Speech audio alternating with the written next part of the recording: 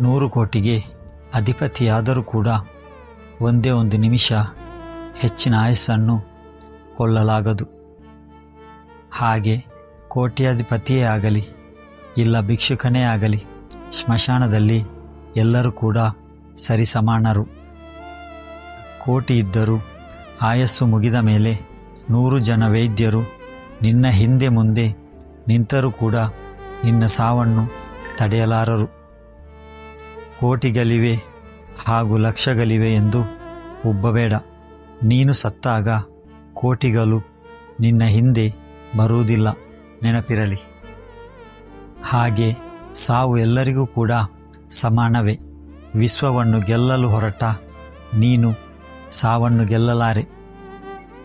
ನಿನ್ನ ತಲೆಯ ಮೇಲಿನ ಕಿರೀಟವೂ ಕೂಡ ಇನ್ನೊಬ್ಬರ ಪಾಲೆ. ಆದರೆ ಯುದ್ಧವಿಲ್ಲದೆ ಪ್ರೇಮದಿಂದ ಜಗತ್ತನ್ನು ಗೆಲ್ಲು.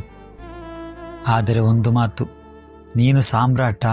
ನಿನ್ನ ರಾಜ್ಯವನ್ನು ಪ್ರಜೆಗಳನ್ನು ಕಾಪಾಡಿಕೊಳ್ಳಲು ಮಾತ್ರ ನೀನು ಯುದ್ಧ ಮಾಡಬೇಕು. ಗಡಿಗಳನ್ನು ವಿಸ್ತಾರ ಮಾಡುವುದನ್ನು ಬಿಟ್ಟುಬಿಡು. ನಿನ್ನ ಮನಸ್ಸನ್ನು ವಿಸ್ತಾರ ಮಾಡಿಕೊ. ಆಗ ಇಡೀ ಜಗತ್ತೇ ನಿನ್ನದಾಗುತ್ತದೆ.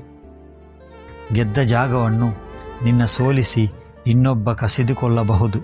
ಆದರೆ ಪ್ರೀತಿಸುವ ನಿನ್ನ ಹೃದಯವನ್ನು ಯಾರೂ ಕೂಡ ಕಸಿಯಲಾರರು. ಗೆಲ್ಲುವುದು ಎಂದರೆ ಇನ್ನೊಬ್ಬರನ್ನು ನೋಯಿಸುವುದೆಂದಲ್ಲ. ನನ್ನದಲ್ಲದ್ದಕ್ಕೆ ಆಸೆ ಪಡುವುದು ಕೂಡ ಅಲ್ಲ.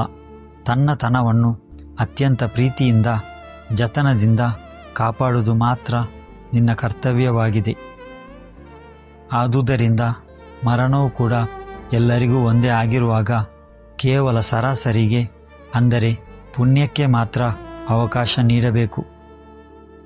ಸತ್ತವರೆಲ್ಲರೂ ಒಂದೇ ಆಗಿರುವುದರಿಂದ ಸತ್ತವರೆಲ್ಲರೂ ಕೂಡ ಪುಣ್ಯವನ್ನು ಸಾಧಿಸುತ್ತಾರೆ.